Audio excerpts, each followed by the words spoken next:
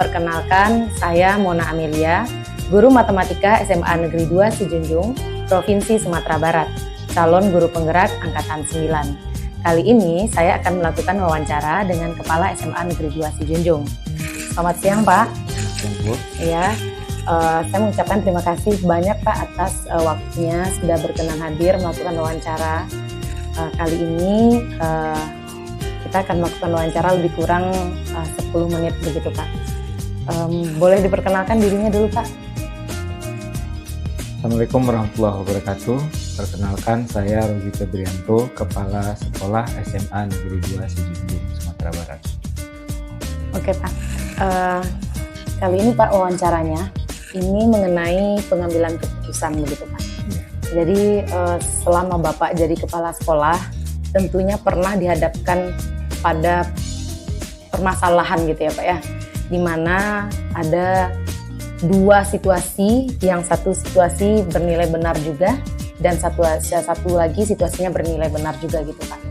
Nah, dalam teori yang Mona pelajari hari ini, Pak, di pendidikan calon guru penggerak ini, kalau kita dihadapkan pada dua situasi seperti itu namanya dilema gitu ya, Pak ya, seperti makan buah semalakama.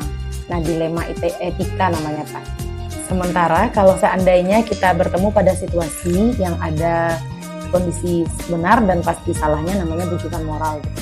Jadi tugas Mona kali ini mewawancarai Bapak untuk meminta ilmu dari Bapak. Kira-kira selama Bapak menjabat ini ada tidak, Pak, kasus yang Bapak hadapi seperti dilema etika begitu, Pak? Untuk kasus yang seperti itu kita pernah hadapi dan tentu sering kita hadapi di sekolah. Salah satunya mungkin yang bisa diambil adalah ketika ada salah seorang siswa yang mengalami sakit, sementara dia harus tentu kita berikan kesempatan untuk menyelesaikan pendidikannya gitu. Oke, Pak. Berarti ada dua situasi yang membingungkan dua-duanya ya, Pak ya? Ya. Di satu sisi kondisi anak tersebut yang meminta keprihatinan kita, belas kasihan kita. Di sisi lain kita terbentur dengan aturan sekolah, gitu ya, Pak ya. Nah, Pak, selama berhadapan dengan kasus ini, Pak, kira-kira itu nilai-nilai kebajikan apa yang Bapak pertimbangkan dalam mengambil keputusannya gitu, Pak? Dalam hal ini tentu kita harus mempertimbangkan beberapa hal. Yang pertama, kondisi dari siswa tersebut, kemudian tentu hak dia sebagai anak bangsa yang harus memperoleh pendidikan. Oke, luar biasa sekali ya, Pak ya. Karena di satu sisi kita tidak mungkin memutus masa depannya untuk belajar di sini ya, Pak ya. Ya. Oke, Pak, luar biasa, Pak. Terus saya mau tahu juga nih, Pak, langkah-langkah Bapak atau prosedur yang Bapak lakukan dalam mengambil keputusan tentang kasus ini gitu, Pak. Dalam kasus ini, saya tentu tidak bisa memutuskan sendiri hal-hal yang berkenaan dengan keputusan yang harus kita ambil.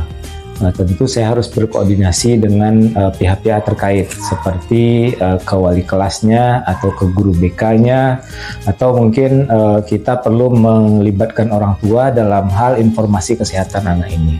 Oke. Berarti tidak sendirian ya Pak ya, ada diskusi dalam pengambilan keputusannya begitu ya Pak? Ya, tentu harus ada diskusi. Oke Pak, dalam pengambilan ini Pak, pengambilan keputusan ini kira-kira ada tantangan tidak Pak? Pertimbangan yang mungkin jadi hal yang menantang gitu Pak? Dalam mengambil sebuah keputusan tentu tidak semuanya bisa menerima. Tentu pasti ada tantangan, ada hambatan atau pendapat-pendapat yang berbeda dengan yang diyakini oleh masyarakat sekolah gitu. Kemudian tentu hal yang saya lakukan mengatasi tantangan ini adalah mencoba untuk memberikan informasi yang lebih kepada yang membutuhkan informasinya, apakah nanti berupa diskusi atau penyampaian data dan lain sebagainya. Oke Pak, berarti memang tantangan itu hal tersendiri ya, hal unik tersendiri bagi Bapak bagaimana supaya menjelaskan kembali ke yang bersangkutan gitu ya Pak ya. Oke Pak, pertanyaan selanjutnya nih Pak, kira-kira hal efektif apa yang membantu Bapak dalam mengambil keputusan itu Pak? Biasanya dukungan itu atau bantuan itu dapat dari guru-guru yang biasa menangani anak ini, seperti guru BK atau wali kelas. Artinya dengan dukungan informasi dari guru BK atau dari wali kelas, maka kita coba untuk menambahkan lagi informasi tentang anak ini kepada pihak-pihak yang tidak setuju dengan keputusan yang mau kita buat. Oke Pak. Nah selama diskusi itu Pak atau dalam pengambilan keputusan, kira-kira apakah cukup dengan diskusi itu saja Pak? Apakah ada data-data gitu Pak atau bagaimana gitu Pak? Tentu untuk mengambil sebuah keputusan kita tidak bisa hanya sekedar menyampaikan apa yang kita tahu, tentu kita harus juga bicara dengan data. Kalau dari orang tua tentu nanti akan ada seperti surat keterangan sakit, atau kalau pemeriksaan kesehatan, pemeriksaan psikologinya dari BK, tentu itu kita masukkan juga ke dalam pertimbangannya. Oke, berarti Bapak menjadikan sebuah data dan fakta itu sebagai landasan dalam pengambilan keputusan ya Pak ya? Iya. Oke Pak, bagus sekali Pak. Banyak hal yang bisa saya ambil, saya petik pelajarannya dari cara Bapak dalam mengambil keputusan gitu Pak. Nah, ada pertanyaan lagi nih Pak. Misalnya ada sebuah masalah gitu ya Pak ya. Nah, selama ini Bapak kalau ketemu masalah dilema etika ini Pak, apakah Bapak jadwalkan untuk menyelesaikannya, atau seperti kata orang Minang nih Pak, di mano gata situ gawi, bilo gata pas itu lo digawi gitu Pak. Nah, apakah langsung pada hari itu diselesaikan atau dijadwalkan sesuai prosedur begitu Pak? Kalau itu tentu kita harus lihat dulu prioritasnya. Jika memang harus kita laksanakan segera, tentu harus kita percepat penyelesaian masalahnya. Namun jika memang masih bisa kita selesaikan dengan prosedur waktu, tentu kita ikuti prosedur waktunya tersebut. Oke, berarti ini satu hal baik nih Pak yang bisa saya petik, bahwa Bapak selagi sesuatu itu bisa dilaksanakan atau diselesaikan dengan baik, dengan cepat gitu ya Pak, maka akan diselesaikan dengan cepat. Namun jika prosedurnya butuh waktu, maka kita ikuti prosedur gitu ya Pak ya. Oke Pak. Nah terakhir nih Pak, ada pertanyaan. Ada tidak Pak seseorang gitu Pak, atau faktor-faktor yang membuat Bapak mudah dalam mengambil keputusan gitu? Dalam mengambil keputusan tentu harus berhati-hati. Jadi yang paling penting adalah faktor data dan informasi yang akurat yang diberikan kepada pihak sekolah, baik itu dari guru BK atau dari wali kelasnya, sehingga itu menjadi faktor utama dalam pengambilan keputusan. Oke Pak, data dan fakta lagi ya Pak ya, data dan fakta lagi. Nah terakhir nih Pak, kita kembali ke kasus tadi. Penyelesaiannya atau keputusan apa yang Bapak ambil terhadap si anak tadi yang kondisinya tadi sakit ya Pak ya? Yeah. Terus ada perdebatan apakah dia naik kelas atau tidak gitu ya Pak ya. Nah keputusannya apa tadi kemarin-kemarin itu, apa keputusan bijak yang Bapak ambil kemarin Pak?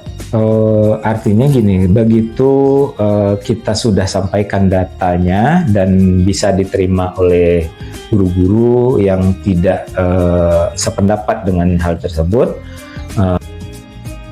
akhirnya anak ini bisa kita berikan fasilitas khusus untuk penyelesaian studinya. Dan dia bisa naik kelas ke tingkat berikutnya. Oh, luar biasa. Berarti tetap diberikan kesempatan, tapi dengan syarat dia mengangsur untuk menyelesaikan yang masih kurang, begitu ya Pak ya? Iya. Oke, luar biasa sekali Pak. Terima kasih atas waktunya Pak. Iya. Baiklah Bapak Ibu, demikian wawancara kita dengan Bapak Kepala Sekolah. Hal baik yang bisa saya ambil adalah ketika ada sebuah permasalahan, maka kita harus berdiskusi dengan pihak-pihak terkait, dengan wakil, dengan unsur pimpinan lainnya, lalu melibatkan wali kelas dan guru BK. Dan hal penting lainnya adalah mengumpulkan fakta dan data. Jadi keputusan yang baik itu berdasarkan fakta dan data serta informasi-informasi terdekat dengan anak murid yang sedang ada dalam kasus. Nah, begitu saja dari saya. Terima kasih atas perhatiannya. Assalamualaikum warahmatullahi wabarakatuh.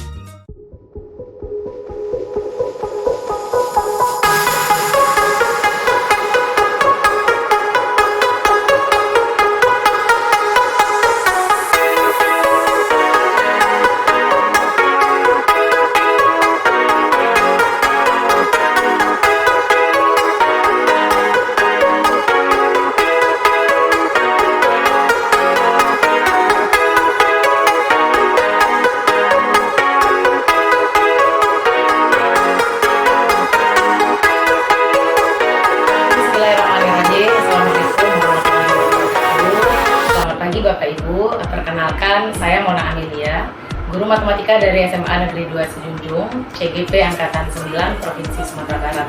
Kali ini saya akan mewawancarai kepala sekolah dari SMA Negeri 1 Sijunjung. Mari sama-sama kita dengarkan perkenalan dari Ibu Kepala Sekolah. Silakan Ibu. Nama saya Hasmi Rosa, Kepala SMA Negeri 1 Sijunjung. Oke, terima kasih Bu atas kesediaannya Ibu. Kita langsung saja ya Bu ya, kita wawancara Ibu.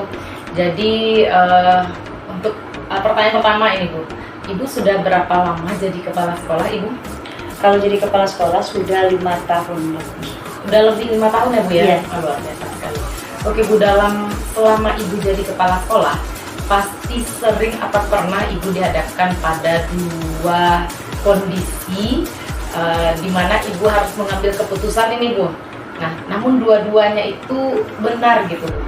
Seperti makan buah semalakama gitu ya Bu ya, pasti pernah ya Bu ya? Iya. Jadi ternyata Ibu dalam materi Mona CGP kali ini ada namanya dalam pengambilan keputusan itu namanya dilema etika, ada juga namanya bujukan moral. Kalau bujukan moral itu seseorang dihadapkan dalam kondisi jelas benar salahnya itu. Nah, kalau dilema etika seperti makan buah semalakama tadi. Nah, pernahkah Ibu baru-baru ini gitu ya Bu ya? Ibu di SMA 1 ini udah berapa lama Ibu? Di SMA 1 Maret besok baru 1 tahun. Oke, 1 tahun di SMA 1 ya Bu ya? Iya. Sebelum ini Ibu di SMA Negeri 12 Sijunjung di Taro.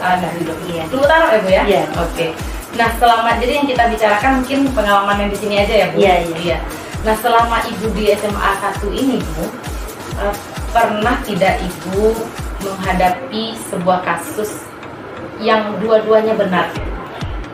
Kalau dua-duanya benar, mungkin tidak sebanyak gitu ya, karena Ibu baru di sini baru belum 1 tahun gitu ya. Jadi kalau kedua-duanya benar, ada sih kalau kedua-duanya benar. Kemudian kalau yang moral itu satu benar satu salah, mungkin insya Allah kalau di sini mungkin karena SMA 1 Sijunjung terkenal mungkin dengan hal baiknya. Kalau seandainya ada nih Bu, tapi kan ada nih Bu ya. Iya. Mau tidak Ibu bercerita dengan kami berbagi ini Bu? Kasus yang menyangkut dilema etika ini apa? Bisa ya, masa nggak bisa kita sambil belajar gitu kan, karena setiap sekolah mungkin beda-beda gitu. Kalau kasus etika ini biasanya dalam segi anak itu kehadirannya, anak kita biasanya kan banyak yang merugikan dirinya sendiri karena nggak hadir nggak masuk cabut atau kemana-mana gitu. Walaupun nanti dia sudah kelas 12, yang kemarin ini juga sudah kelas 12, daripada nanti dia nggak sukses di SMA ini, maka kita adakan pendekatan-pendekatan kepada orang tua dan siswa itu sendiri. Nah, selama ini kalau seandainya Ibu menjalankan pengambilan keputusan Ibu, tahapan yang Ibu lakukan apa saja Ibu? Tahapan yang Ibu lakukan itu menerima data. Biasanya wakil kesiswaan menyampaikan kepada Ibu, Bu, anak ini sudah diproses proses, dan juga Bu sudah tingkat tinggi baru ke ruang kepala sekolah. Jadi kalau sudah diselesaikan oleh BK wali kelas, kemudian oleh wakil kesiswaan, kalau nggak terjadi perubahan juga, maka dia ke ruang kepala sekolah. Berarti ada jenjang bertingkat Ibu ya? Ada jenjang bertingkat. Nah, kalau di kasus yang Ibu sampaikan tadi, dilema etika yang mengenai kehadiran siswa tadi, Ibu rasa kasihan ada muncul begitu Bu dengan siswa kalau seandainya Ibu dalam mengambil keputusan lanjutan untuk siswa tersebut Ibu? Ya biasanya Ibu kasihan. Sebelumnya kalau misalnya siswanya hampir 1 bulan, Ibu pernah waktu tahun kemarin, kalau tahun sekarang karena siswa kelas 12-nya kan mau semester berikutnya, jadi sudah buat keputusan untuk mencari sekolah di mana kita tahu anak itu kadang-kadang tidak bisa di sekolah ini, maka di sekolah lain dia bisa nyaman dan sukses. Jadi sebenarnya kenyamanannya. Kalau tahun kemarin Ibu di SMA 1 ini juga, karena dia baru sebentar lagi, cuma sedikit lagi dalam bulan masa-masa dia mau ujian, itu ya kasihan juga Ibu jadinya kan. Tapi kalau misalnya sudah 1 semesteran, kita masih bisa mencari sekolah lain. Berarti kalau seandainya ada apa-apa dengan siswanya Ibu, seperti bahasa Ibu tadi, saya kutip itu tentang sekolah mana yang bisa menyamankan anak itu yang dia nyaman dengan situasi anak. Nah itu Ibu biasanya melakukan bantuan untuk mencari sekolah gitu Ibu? Mencari sekolah tidak, tapi yang biasanya Ibu menyampaikan gitu. Bagusnya kan dekat rumah, kan ada sekolah yang dekat rumah, bagusnya di sana. Kenapa? Karena anak tuh malas ke sekolah atau bertemannya kurang sesuai, sehingga anak tersebut malas ke sekolah, cabut atau bagaimana, bikin yang aneh-aneh sekolah karena kepribadian anak, karena situasi anak kan berbeda-beda. Jadi Ibu Bapak mungkin lebih baik dia ke sekolah ini, menyarankan cuma, tapi yang mencari sekolah itu biasanya orang tua siswa. Oke Bu, kita lanjut berikutnya. Biasanya ada 2 kepentingan yang sama gitu. Iya. Sehingga kita dilema gitu ya Bu. Iya. Nah di kasus tentang si anak ini, dilemanya apa saja ya? Dilema biasa orang tua. Siapapun orang tua kan ingin anaknya tetap sekolah di sini. Biasanya Ibu kasih dispensasi. Karena sudah sampai di ruang kepala sekolah, harusnya kan di ruang kepala sekolah memutuskan pas waktu dia sudah sampai ke ruang sekolah, prosedurnya di ruang kepala sekolah ini memutuskan anak ini cari sekolah lain. Tapi kadang-kadang ya rasa kebijaksanaan kita sebagai kepala sekolah, rasa kasihan juga kita sebagai orang tua, maka kadang-kadang ada dispensasi juga. Misalnya seminggu ini dulu Pak kita cek anaknya ada perubahan atau enggak. Kalau nggak ada perubahan, berarti Bapak cari sekolah lain. Berarti anak kita tidak sukses di sini, sukses di sekolah lain. Biasanya Ibu seperti itu. Oke, luar biasa sekali. Berarti Ibu memberikan pilihan-pilihan kepada siswa. Iya, biasanya pilihan kepada siswa dan kepada orang tua. Ya kasihan juga, walaupun sudah menangis dia kan bilang, kamu menangisnya sudah terlambat karena sudah bertumpuk-tumpuk. Hal-hal apa saja yang Ibu anggap efektif gitu dalam mengambil keputusan sebelum Ibu ambil keputusan, hal-hal apa yang menurut Ibu paling efektif untuk Ibu lakukan? Ya paling efektif Ibu lakukan adalah berbicara dengan anak tersebut 4 mata, dari hati ke hati. Kenapa dia melakukan ini? Karena ada juga faktor dari orang tua yang selalu menekankan anak, membeda-bedakan anak. Mereka menangis sebenarnya. Jadi tapi kadang-kadang kalau mereka sudah sadar, maka kita sudah kita batasi. Tapi kalau mereka tidak sadar lagi, berikutnya dia lakukan lagi, ya kita memang seperti yang katakan mencari sekolah yang nyaman. Berarti akan ada sesi dari hati ke hati. Dari hati ke hati dengan kepala sekolah. Iya. Oke, berarti tidak hanya sekedar memutuskan aja ya Bu ya. Tidak, Ibu dari akan hati ke hati. Iya. Diskusi dengan siswa tersebut. Dari hati, karena kita kan nggak tahu kenapa anak itu berbuat salah. Karena ada faktor-faktor yang ini. Mau tanyakan, misalnya anak tersebut ada dengan teman bermasalah nggak? Sama guru ada bermasalah nggak? Enggak Bu. Sama orang tua nanti dia bicarakan dari hati. Karena dia nangis nanti. Kadang ada tekanan-tekanan, ada apa-apa, itu dia juga cerita. Nah kita lanjut Ibu. tantangan ini Ibu. Hal-hal apa saja yang menjadi tantangan bagi Ibu selama ini dalam mengambil sebuah keputusan?